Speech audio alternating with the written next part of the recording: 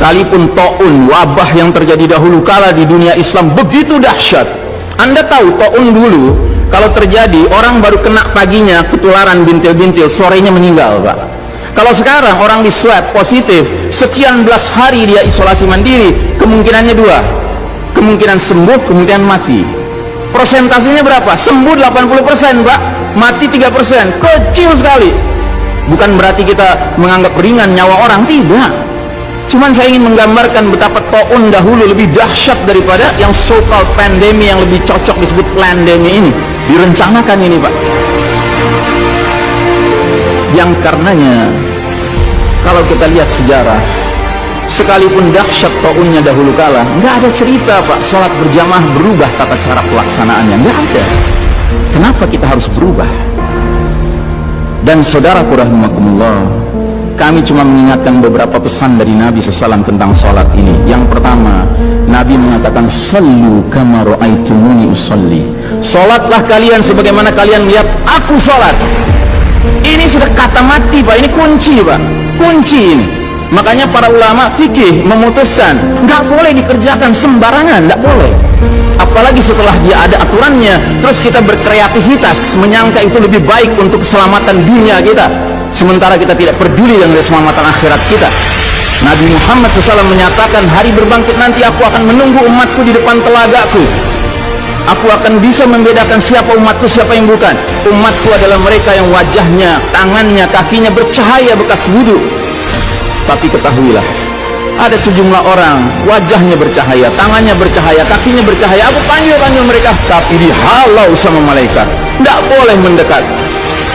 Aku panggil lagi, tapi dihalau sama malaikat. Akhirnya malaikat menjelaskan, "Ya Muhammad, mereka telah merubah ajaranmu setelah engkau wafat." Kata Nabi selanjutnya, menjauhlah, menjauhlah. Nabi nggak mau dekat dengan orang yang berani-beraninya merubah tata cara ajarannya. Dan ajarannya yang paling pokok apa? Tauhid.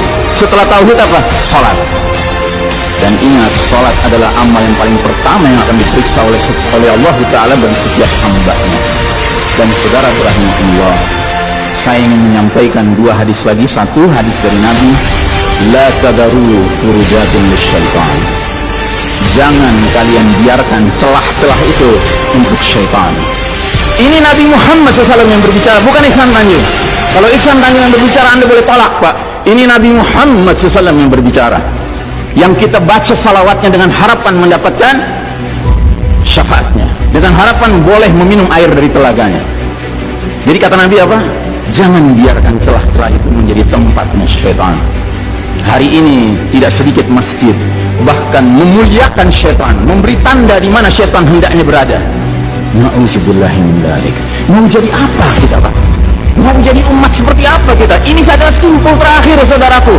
Kalau sampai simpul terakhir ini kita relakan lepas, sudah tidak ada sisanya ajaran ini di muka bumi. Karenanya saudaraku rahimahullah, bagi saya urusan sholat berjamaah dan tata caranya ini bukan urusan pilihan fikih, Pak. Ini urusannya adalah urusan dengan musuh Allah Ta'ala.